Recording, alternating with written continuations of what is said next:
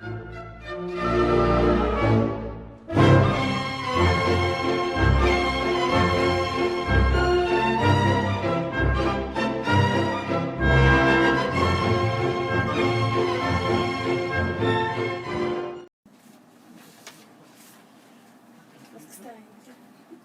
pero ya no hay parte. ¿O lo vas viendo tú aquí, Amparo? ¿Ponerlo en silencio? Bueno, Bueno, empezamos en un minuto. Es que todavía no, te digo que es medio lento. Necesito. Te digo, o sea, se va a acabar el programa. ¿Qué pasó? Que tarda mucho en activarse. Sí. Sí, no se puede bajar.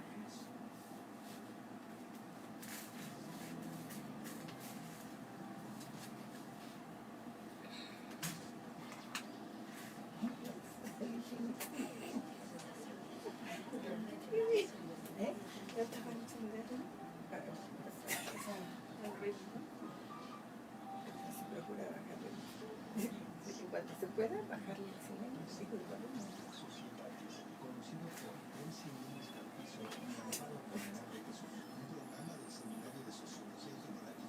es que también se puede bajar. Hola, buenas tardes. Estamos nuevamente con ustedes en su programa Societatis, el Seminario de Sociología General y Jurídica de la Facultad de Derecho. Estamos con ustedes, la maestra Amparo Apolinar y quien les habla, Elsie Núñez Carpizo, como conductoras de este programa. Y agradecemos al doctor Raúl Contreras Bustamante, director de la facultad, al doctor Víctor Manuel Garay Garzón, secretario general, y al jefe de la División de Educación a Distancia, al maestro Rojas Arévalo, por permitirnos este espacio. Asimismo, al maestro César Alanís, a Oscar Telles, a Cristina Ávila, Rosa María Valdés y Carlos Velasquillo, que nos apoyan desde el seminario. Ustedes pueden estar en contacto a través de las redes sociales, Facebook, Seminario de Sociología General y Jurídica, Facultad de Derecho UNAM, en el Twitter, Seminario de Sociología General y Jurídica, FD UNAM, y nuestro correo semsoc@derecho.unam.mx.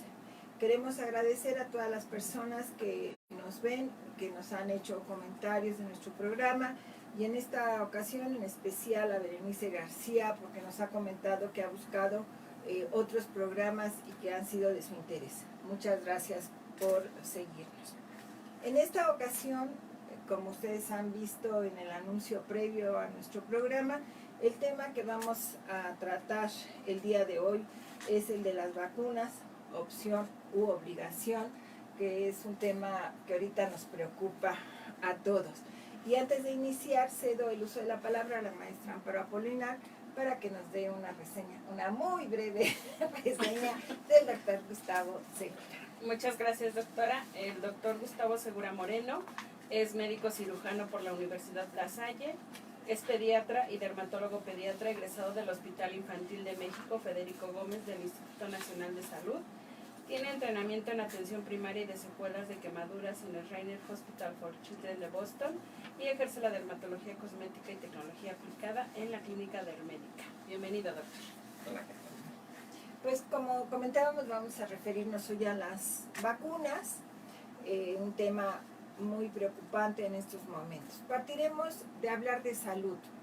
La Organización Mundial de la Salud la define como un estado completo, bienestar físico, mental y social, no solamente la ausencia de afecciones o enfermedades. En términos generales, esto entenderíamos como salud.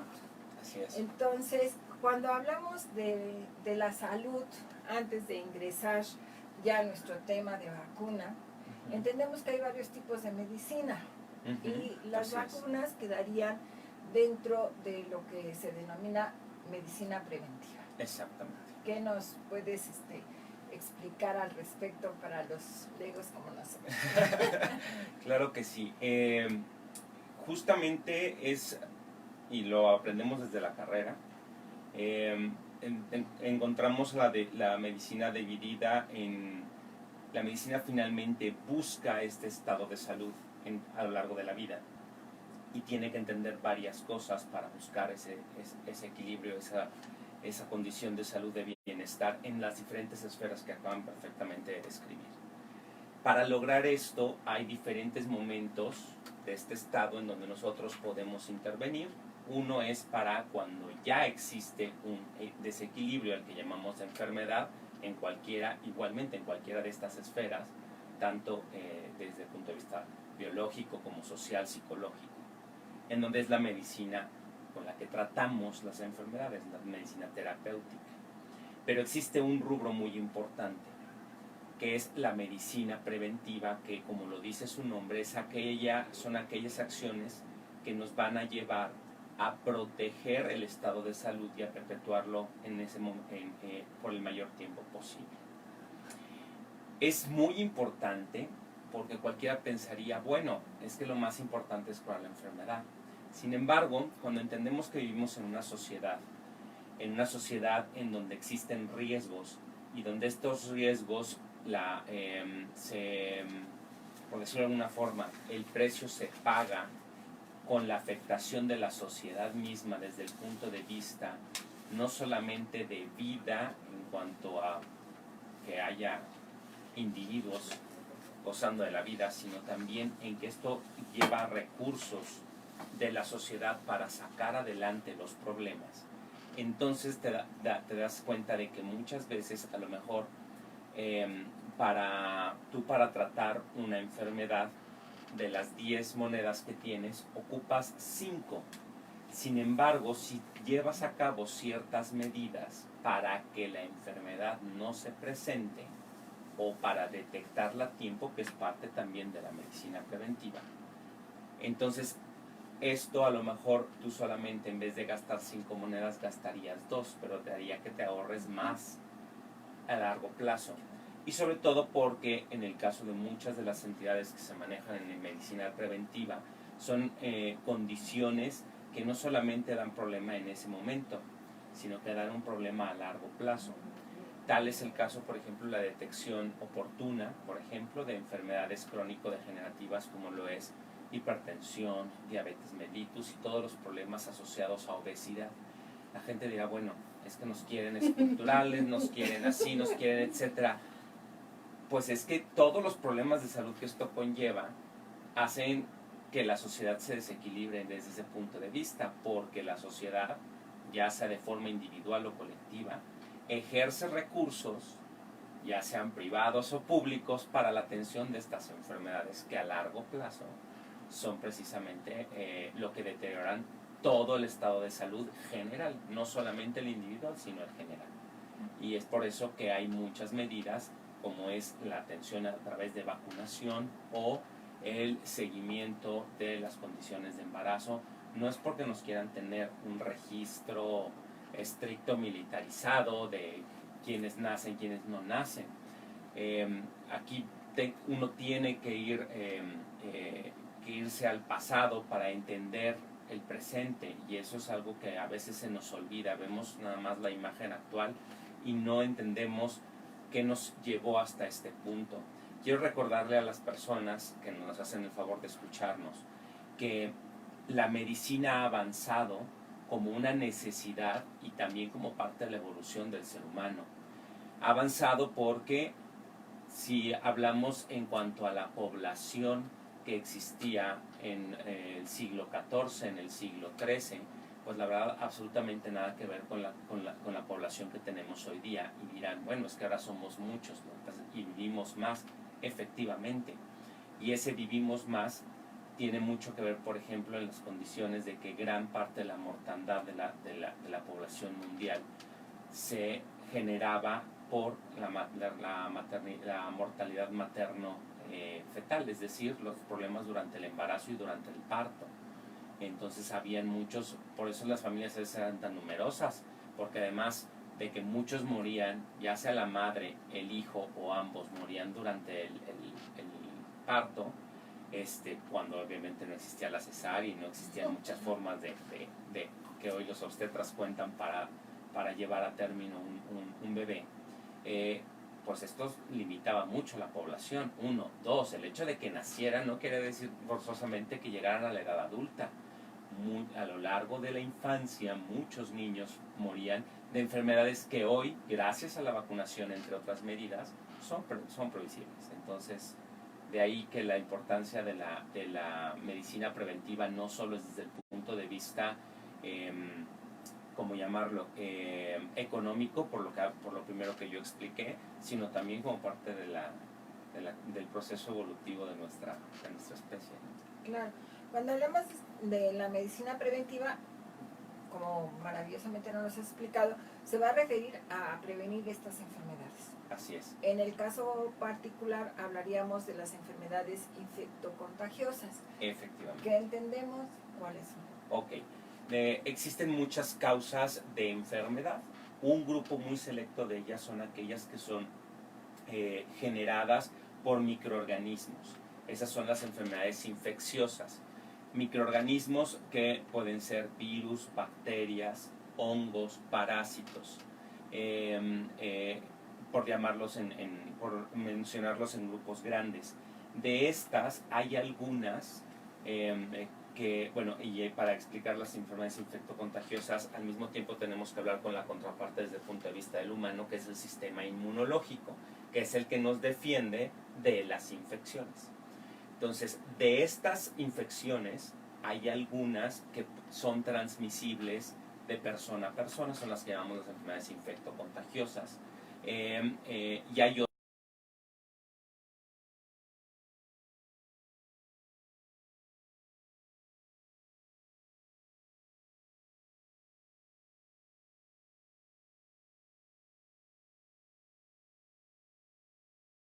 algunas de ellas que son causadas tanto por virus como por bacterias, que el cuerpo tiene la capacidad de generar una memoria de defensa contra estas enfermedades, de tal manera que una vez expuesto a ellos, en el futuro, si uno no se vuelve a exponer a ellos, no van a generar enfermedad porque nuestro sistema inmunológico lo tendrá ya reconocido y lo limitará o lo eliminará. Esto, ¿cómo surge? Hay ciertas moléculas de las diferentes entidades, virus o bacterias, que son las que despiertan la respuesta en nosotros, en los seres humanos. Y en eso está basado la vacuna. En algunas de ellas, en presentar de una forma disminuida, fraccionada o ligeramente modificada, por decirlo de una forma, un currículum de la enfermedad para tener todo el armamento o todo alistado y generar la memoria de defensa contra ellos. Bueno, entendemos, entonces la vacuna es una preparación que va a proporcionarnos aparentemente, diríamos, la enfermedad, y entonces el organismo reacciona. Exactamente. Se considera como, de acuerdo a lo que vimos, al médico inglés Edward Jenner, que en 1796 observó que las mujeres que ordeñaban vacas contraían una enfermedad que se manifestaba con ampollas en las manos, la viruela de las vacas o viruela vacuna. El experimento que hizo Lenner fue denominado variolización, que consistió, en vez de inocular en una pústula de viruela humana, que entenderás tú mejor que nosotros, empleó el líquido de las ampollas de las manos de las ordeñadoras, y al procedimiento se le denominó vacunación. Ahora, esta vacuna que va a ser precisamente hacia la viruela, vamos a dejar aquí, nos han hecho el señalamiento, estamos muy contentos, vamos a una pausa y regresamos con ustedes. Yo creo que tienes que ser para acá, porque yo no te veo, o sea, oye, si tienes para acá, porque yo en el programa, ahí nos estoy sí, es que se ve. Para acá, pero es que no tenemos, pero, o sea, van a decir que ya te cortamos. Que la sacamos de... Ah, o sea, ya te ves, o sea, sí. En la pantalla no te ves, pero en vivo sí te ves. Ah, bueno. Aquí me dicen 3 y aquí dice maestra Marta Gama. ¿Dónde están estos?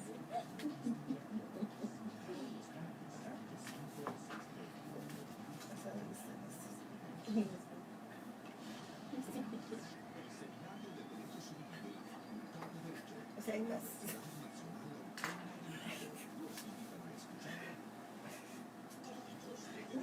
Estaba yo encantada teniendo mi vacunación cuando me pausa.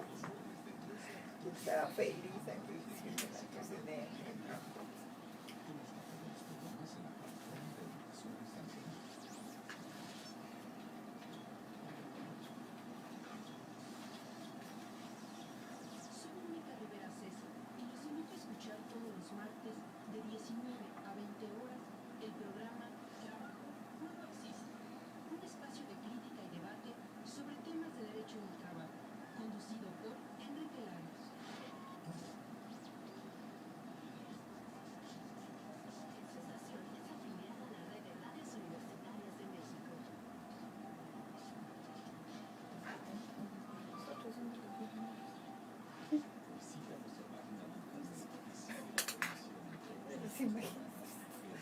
los amigos imaginarios que tenemos.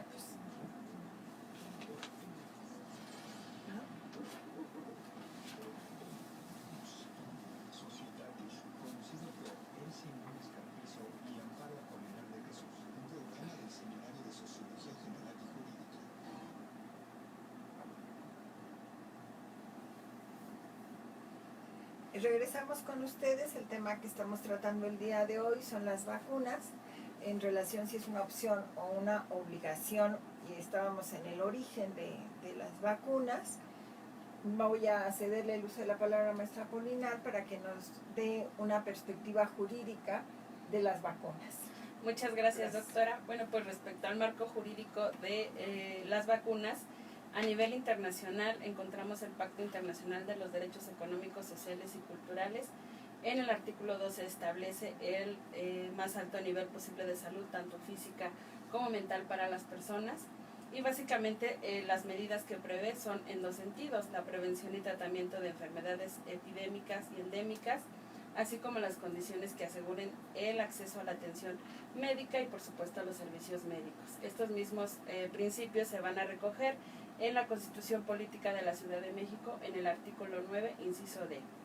También encontramos el artículo 25 de la Declaración Universal de los Derechos Humanos, que establece que todo individuo tiene derecho a un nivel de vida adecuada que asegure, entre otros, pues el bienestar y la salud.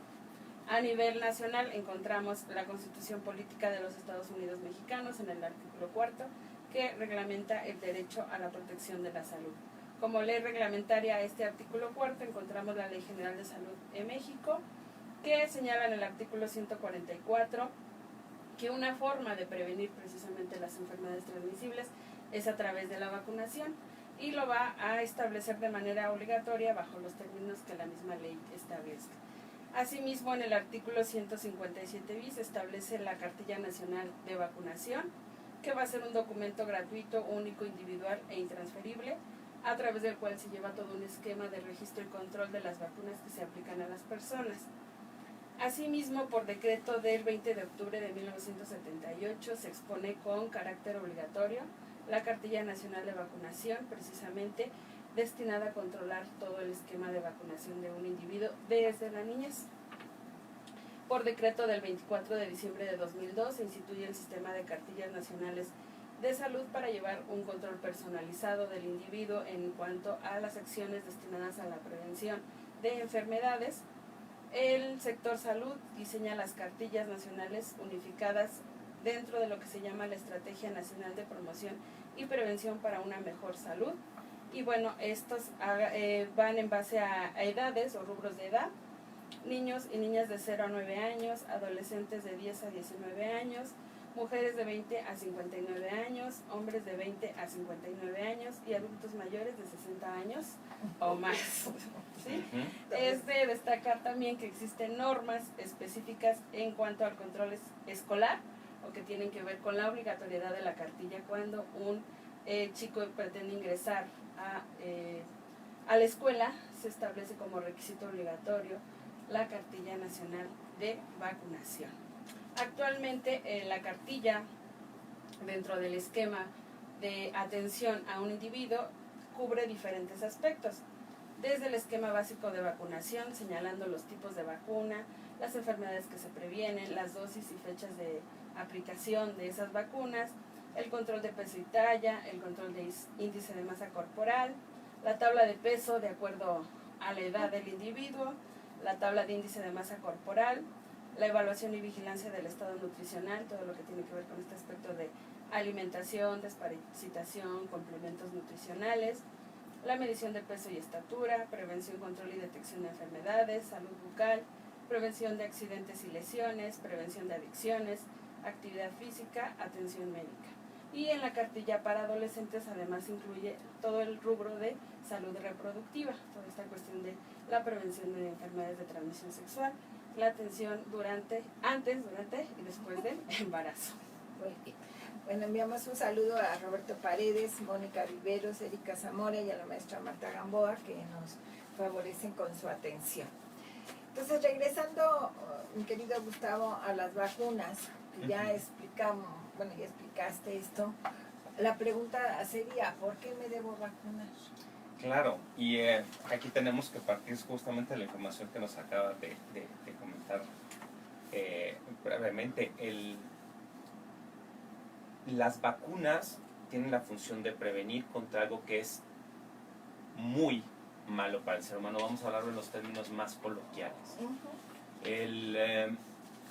Las vacunas se desarrollan contra enfermedades que son potencialmente mortales, que pueden causar grandes complicaciones y afectaciones, además, precisamente al ser infectocontagiosas, que son enfermedades que pueden afectar en un radio alrededor del individuo solo con la presencia de esta infección.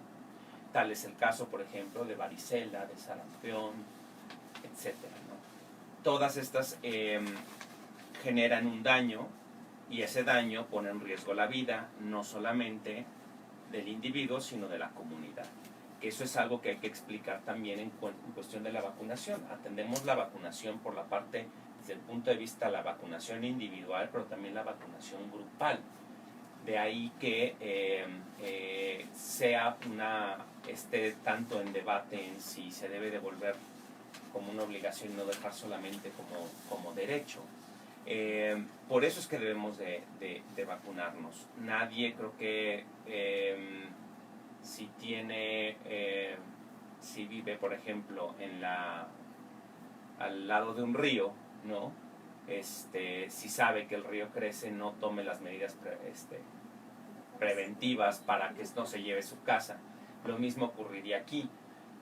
No van a aislar a sus hijos, incluso porque normalmente pensamos en la vacunación en la edad pediátrica o en los niños, pero bien acaban de mencionar, existe una cartilla, espero que todo el mundo la tenga, ¿verdad?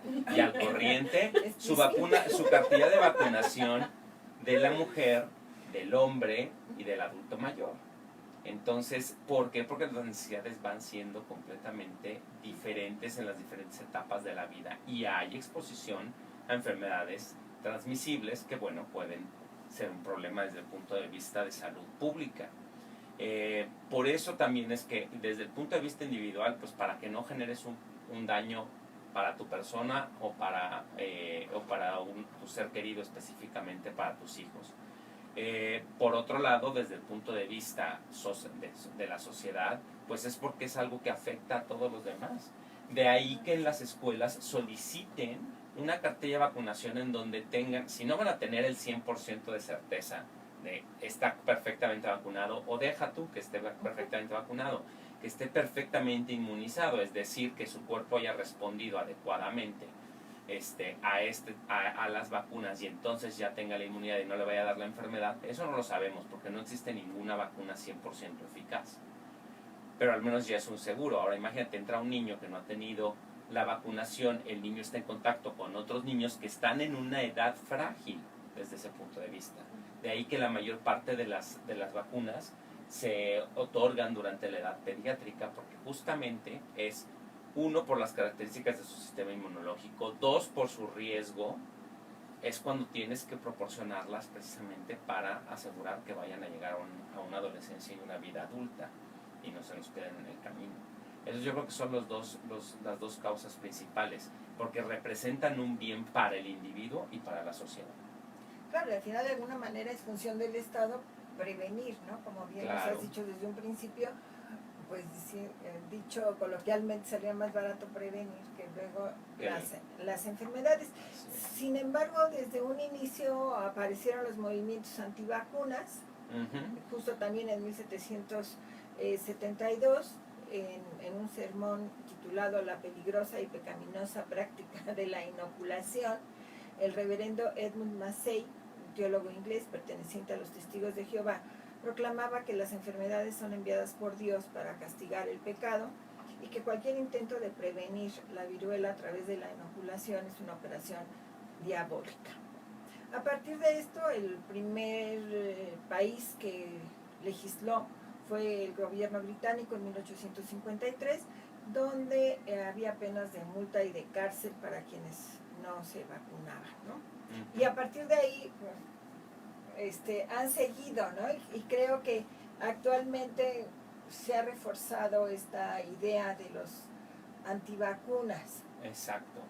Todo surge a raíz, y ahí, bueno, pues en parte se lo debemos también a un error o a una mala interpretación científica de un hecho, ¿no? Los nuevos movimientos antivacunas surgen a partir de la aparición de un artículo a finales de los 90s en el que un médico hace una asociación entre la exposición a la vacuna del sarampión, rubiola, a la SRP, contra la aparición del autismo.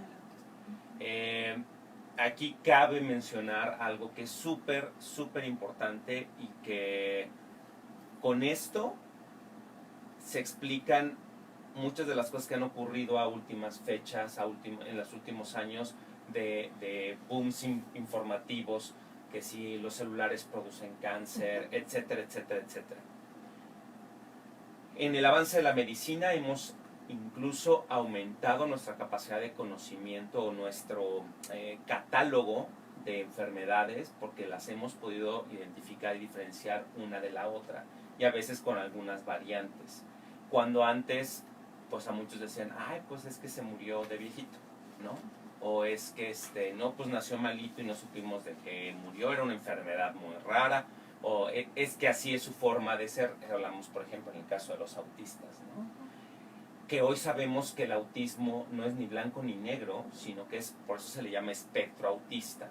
Entonces va desde rasgos muy finos, prácticamente esporádicos, que pasan por alto tanto para padres como para educadores, maestros, compañeros, y que al final te das cuenta, oye, pues al final de la vida, a estas alturas ya, con estos conocimientos dices, oye, estos son rasgos autistas, y hay alguien que, bueno, es el clásico, el que no tiene contacto social de ningún tipo, ni verbal, y son los que se llegaron, por ejemplo, a estigmatizar mucho en los programas de televisión, en las series televisivas y incluso en películas, ¿no? Entonces, saber cómo identificar casos de autismo dentro del espectro autista, pues obviamente va a incrementar nuestra casuística. Lo mismo que el identificar, ay, pues fulanito que tenía dolores de cabeza muy frecuentes, porque aparte nada más a veces como que los adjudicaban en el pasado a es su forma de ser, ay, es que ya sabemos que siempre que come esto se siente mal del estómago, ¿no? Pues que hace corajes y se pone mal del estómago, le da dolor de cabeza y lo que tienen es un tumor y mueren de cáncer. Entonces, pues obviamente la capacidad que tenemos hoy día para identificar el cáncer también es mayor, aunque puede haber un incremento, pero no necesariamente tiene la asociación con otra cosa. Para eso, para hacer un estudio de asociación hay que seguir ciertos pasos bioestadísticos muy claros para poder establecer la relación entre una cosa y otra, entre la causa y el efecto.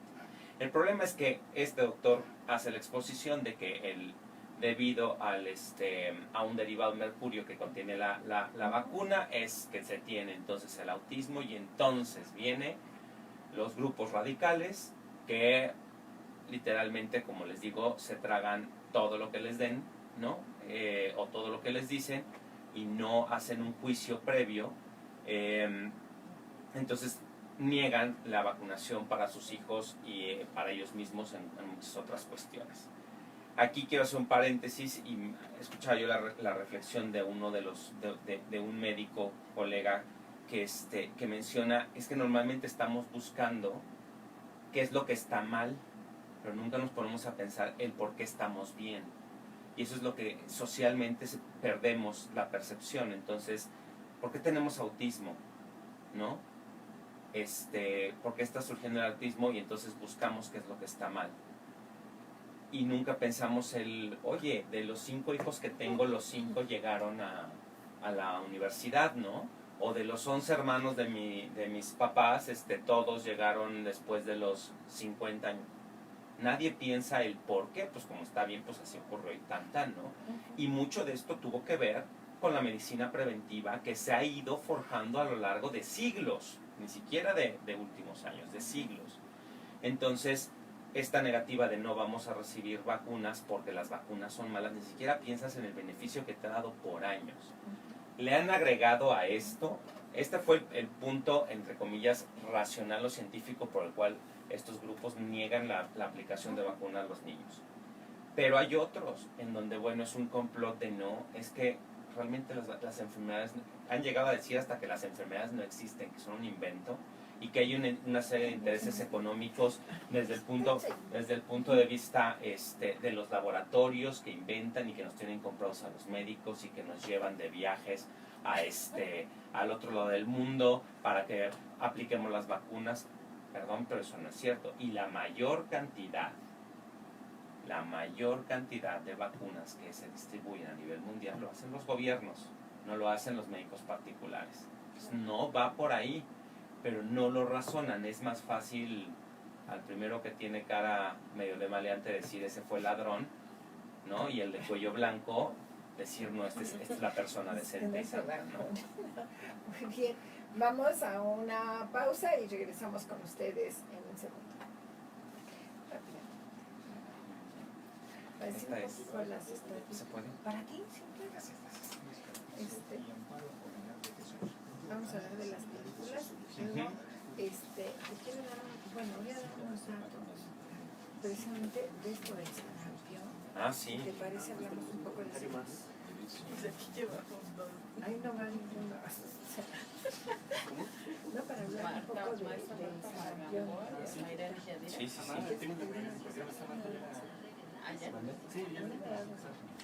No, a mí tampoco, pero el serotonado. Pero fíjate que a mi hermana me pusieron con él pequeña.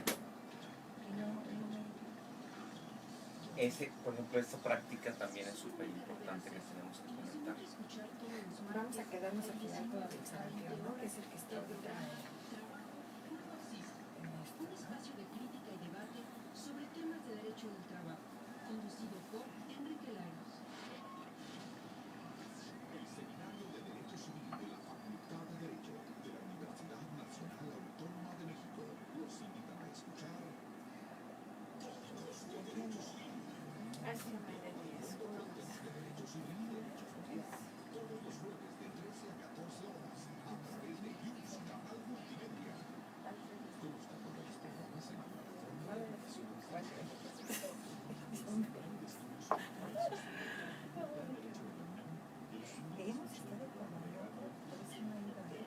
Ah, no se preocupen. Y a mí vamos. Bueno, ya el viernes tenemos que entregar.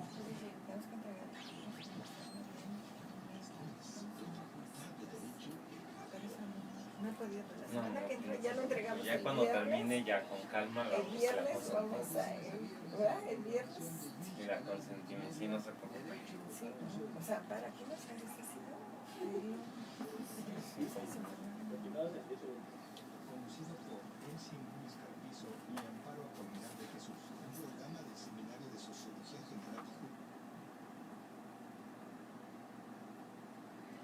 Regresamos con ustedes. El tema que nos ocupa el día de hoy es vacunas, opción u obligación.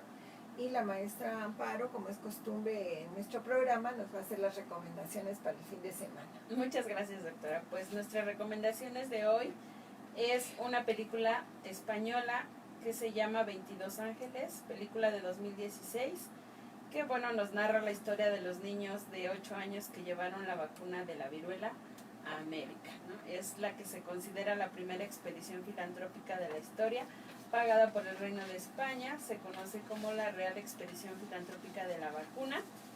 Esta película a su vez se basa en el libro Los Ángeles Custodios de la escritora madrileña Almudena de Arteaga de 2010. Y bueno, pues nos narra precisamente esta historia que la viruela no llegó a América en tubos de ensayo, sino en 22 niños que trajeron precisamente a América y que cruzaron el Atlántico acompañados básicamente por el doctor Francisco Javier Balmis, Isabel Zendal y el joven cirujano José Salvani. Esta película destaca principalmente el papel de Isabel Zendal. En México se conoce como Isabel Zendala y Gómez, primero porque se considera la única mujer que existía en el barco y que además tenía a su cargo el cuidado de los 22 niños. En su mayoría eran del Orfanato de la Caridad en La Coruña, además obviamente de vigilar a estos 22 niños, tenía a cargo su cuidado, alimentación, en todo en ese sentido.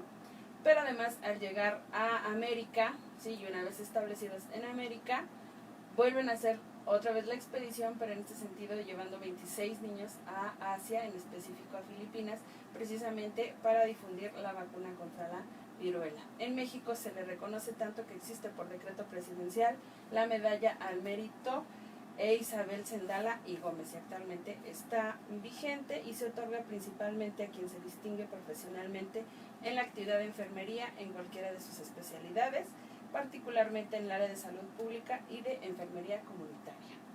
También encontramos por otro lado la película El jardinero fiel. Es una película británica de 2005 que se basa en la novela del mismo nombre de John le Carré, que a su vez está basada en los ensayos ilegales que se llevaron a cabo en niños nigerianos en 1996 por una empresa farmacéutica. Y bueno, pues la película precisamente nos hace reflexionar cuál es la forma de actuación de las multinacionales farmacéuticas, en algunos casos para maximizar sus beneficios. Sin embargo, el costo es muy alto porque ponen en riesgo en muchas de las situaciones la salud de la población. Muchas gracias. Saludo a Mayrani y Yadira que nos está viendo y escuchando. Muchas gracias. Bueno, perdón la interrupción, pero es que esta primera realmente campaña de vacunación que ejerce la corona española en aquellos entonces, escuchaba precisamente de un español decir, bueno, sí, es una acción humanitaria, pero también es una responsabilidad. La viruela no llegó a México, a América, la trajeron ellos, no era endémica, la trajeron ellos tenían que buscar también la solución. Y el hecho de que viajaran estos niños es porque no existía como tal una vacuna de laboratorio. La única forma de transportar con lo que se vacunaba a la población era a través del mismo enfermo. Entonces, es algo, ahí volvemos al punto de cuál es la responsabilidad social del manejo de estas enfermedades, porque finalmente son enfermedades que arrasan con poblaciones enteras a veces, ¿no? claro, al final la viruela, de lo que vimos, se considera el éxito mayor en razón de que se pudo erradicar la viruela y leíamos que es porque no cambia el virus y no hay enfermedad en animales. Entonces, por esta razón se pudo erradicar. Quiero utilizar, como habíamos comentado, esta última parte en relación a algo que está sucediendo actualmente, que es lo del sarampión. En el 2016, en principio, el continente americano tendría la posibilidad de obtener la certificación de haber eliminado al sarampión. Sin embargo, a partir del 2018 ha habido brotes de sarampión en 11 naciones americanas. La Organización de la Salud, Mundial de la Salud está preocupada porque en el periodo de enero a agosto de este año, en América hubo 3.177 casos, significándose Venezuela con el 58%, y en Europa hay 41.000 personas diagnosticadas. Esto implicaría que en Europa se aumentó en 400% los casos, en Brasil se duplicaron, Hay alerta en Canadá, Colombia, Uruguay, Guatemala, Perú, Venezuela y México. Y acorde a lo que nos señalábamos hace un momento, veíamos que una persona de sarampión de 10 puede infectar a 9, que es muy alto, pero lo más preocupante es que en México el 18% de los nacidos a partir de 1990 nunca se han vacunado al sarampión. La cobertura fue del 81%. Hay que señalar que la Organización Mundial de la Salud considera que una campaña de vacunación es efectiva cuando el 95% de las personas son vacunadas. ¿Qué podemos frente a esto? Híjole, ¿Nos es una situación, preocupamos? pues la verdad es que sí lo es. Para quienes ejercen todo lo que es la medicina de primer contacto, hay que hablar con claridad también de algunas cosas. Hay generaciones de médicos que al no haber visto nunca, más que en libros, un cuadro de sarampión y mostrándote incluso algunas de las manifestaciones más características, a veces son de unas cuantas horas que el paciente lo presenta y después puede modificarse.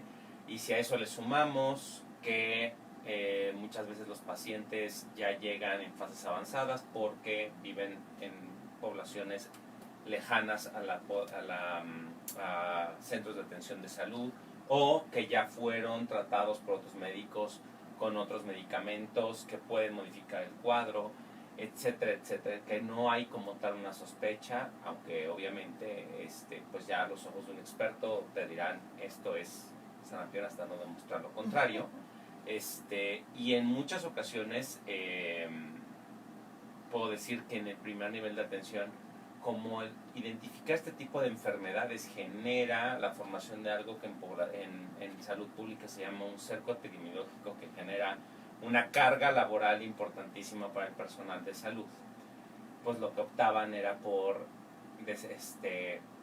dar todas las indicaciones de aislamiento al paciente, que no salga de su casa, ni su familia, ni nada, y so pena de, casi so pena de muerte, pero durante el tiempo de recuperación del paciente, y manejar como si hubiera sido una enfermedad exantemática, que son estas que aparecen manchas en el cuerpo, inespecífica, que la verdad es que hay muchas, y nada más el médico lo estaba vigilando y no se levanta el reporte, pero sí existían los casos. Entonces, creyendo, pues de todos modos ya también le erradicaron, entonces pues si me dejo de vacunar no hay ningún problema. La realidad es que seguía presente en casos esporádicos, pero seguía presente el sarampión. El sarampión se puede llevar en cuestión de días en la vida de un ser humano, cuando da en etapas adultas, de ahí que muchas enfermedades es preferible, son como en su manifestación clínica son mucho más tolerables y de mejor pronóstico cuando las sufren en la etapa pediátrica y no en la etapa adulta, porque se vuelve mucho más agresivo y mucho más con mayores complicaciones. Es el caso también de sarampión. Entonces, pues sí, el riesgo es para la población en general, y sí debe de ser preocupante. Entonces ahí tenemos un foco rojo, y todo es propiciado por, el gran crecimiento ha sido propiciado precisamente por estos movimientos antivacunas, que aunque en un principio los veíamos lejanos porque empezaron en Estados Unidos y ahí originalmente se quedaban, ya se ha extendido bastante hacia Europa y hacia Latinoamérica. Entonces pues sí tenemos esa preocupación constante, ¿no? Hay otras vacunas, como por ejemplo la poliomielitis, que a veces no tienes que vacunar tú precisamente a cada persona, porque hacen un efecto de campo por la liberación del virus atenuado a través de las excreciones. Entonces realmente podemos estar seguros de que, por ejemplo, la Sabin es muy buena y muy eficaz y estamos mejor cubiertos por eso, pero en el caso específicamente de la de sarampión, ahí sí necesitamos hacer la aplicación directa en cada uno de los pacientes y de los individuos. Entonces 20%, 18%, que es el que faltó, la verdad es que sí es un riesgo muy grande, es muy cerca de la cuarta parte de la población. No, y más si pensamos Quinta, eso, en este caso 20. que una persona con sarampión puede, ¿no?, infectar a 9 A 9 de 10 En esto que se pueden hacer verdaderas epidemias. claro. En esto que estuvimos viendo, veíamos que en Estados Unidos, precisamente en relación al sarampión, se acostumbran las fiestas del sarampión. ¿Cuál Sí. es tu opinión al respecto? Porque a mí me llamó mucho Bueno, la aquí, atención. allá son muy creativos. Aquí se enteraban de, ay, tu primo tiene varicela, vamos a visitarlo. Infórmenme a todos y le avisas a los... Y mejor que de una vez se nos enfermen todos, son 15 días que los cuidamos y salvan, ¿no? Es precisamente el objetivo, ¿no? Ya le dio, porque además en el caso específicamente, por ejemplo, de sarampión, o en el caso de varicela, son enfermedades que una vez que te dan, tú generas, claro, o sea, estamos hablando de lo normal, lo que ocurre en la mayor parte de los casos, generas una inmunidad ya de por vida. Bajo ciertas condiciones de la vida puedes, pero ahí el problema sería que algo está afectando tu sistema inmunológico y por eso te vuelves a infectar o vuelves a tener una manifestación del virus, ¿no? Pero ese es el motivo, y específicamente en el caso de las edades pediátricas porque hay enfermedades que cuando les da, en este caso específicamente varicela, sarampión, son enfermedades que les va mucho mejor, el pronóstico es mucho mejor cuando les dan en las edades pediátricas que en las edades adultas. Por eso el buscar a dónde se contagió, a llevarlo, si le da bien y si no, pues al menos ya hicimos el intento o sí quedó bien vacunado y demás, ¿no? Hay otras, por ejemplo, en las que pues, no, definitivamente no buscaríamos el contacto, ¿no? El contagio, ¿no? Como por ejemplo, porque existe la vacuna del VPH, ¿no? Ahí es otra historia, es algo dentro de las enfermedades infectocontagiosas. ¿Por qué vacunar de VPH? Bueno, pues porque VPH, específicamente la vacuna no está para cualquier serotipo. El VPH es una lista muy grande son más de 100 tipos de virus de papiloma humano, no todos producen las mismas enfermedades, pero los serotipos específicos que dan las vacunas son porque son los que representan a los virus más oncogénicos. ¿Qué significa esto? Que son los que producen cáncer. Y finalmente son los que van a generar un impacto social y económico, porque aumenta la mortandad, porque se incapacita a la gente, porque deja de producir, porque se llevan muchos recursos privados y públicos, y bueno, es por eso importante vacunar. Y aprovecho a hacer el comercial. Por cuestiones, no entendemos, quienes sabemos de vacunas, no entendemos otra razón que no sea la económica, el hecho de que se haya puesto solamente en la vacuna del VPH para niñas. ¿Cómo creen que el virus del VPH llega a las niñas? Tiene que ser también hacia los varones, ¿de acuerdo? Aunque obviamente es más raro, no es cero, ¿no? Pero aunque es más raro el cáncer de pene con respecto al cáncer cervicuterino, pero pues es la misma historia y están propiciados por los mismos virus. Entonces todo esto es medicina preventiva. Entonces en estas, bueno, pues sí son condiciones como muy específicas. Pero por ejemplo para poblaciones de riesgo, nosotros como población médica tenemos que estar al menos con la SRP, con la de hepatitis B y con la de tétanos la tenemos que estar aplicando porque somos población que estamos en contacto directo con gente potencialmente infecciosa y estamos expuestos a accidentes, ¿de acuerdo? Laborales, desde el contacto con el paciente hasta dentro de los procedimientos. Entonces también es con cuestiones muy específicas. La otra, que eso tiene que ver con relaciones internacionales. Hay países que tienen enfermedades propiamente de la región, que no tendrías por qué vacunarte de la fiebre amarilla aquí en México, si aquí no la tenemos, pero si te vas, por ejemplo, a Asia, África, determinadas poblaciones de Asia o África, o incluso hasta algunas partes de Latinoamérica, que tienen esta enfermedad. Por eso cuando viajen, revisen en las embajadas de los países, tienen la información de qué esquema de vacunación deben de tener, y esas vacunas se deben de aplicar un mes antes del viaje. No se vale de, mañana estoy haciendo el check-in y ahorita voy a que me vacunen. No, eso sí es un problema. Entonces las fiestas del sarampión tienen esa razón de ser. Esa razón de ser para también obviar, ¿cómo se llama? Y hacer, dicen por ahí que a mal paso darle prisa, pues si se me va a enfermar, se me enferme de más chiquillo. tiene mejor pronóstico, le va a ir mucho mejor al paciente, ¿no? Si le va de adulto, la verdad es que pone mucho en riesgo su vida. Las complicaciones pueden ser mucho más serias y más graves. Pues quisiéramos seguir, pero se nos ha concluido nuestro tiempo. Mil gracias a quienes nos ven, a Luis Domínguez, Jesús Mendoza, Elizabeth Cabrera, Diana Iniestra y Alejandro Aguilar. Gracias por estar con nosotros y los esperamos en el siguiente Societatis el próximo martes a las 13 horas. Gracias. La verdad que se me llama la atención eso de que vamos a hacer las fiestas de San Miguel. Pero Es que es la de la varicela, es que es la fiesta de la varicela. así es. Ay, le dio y resulta que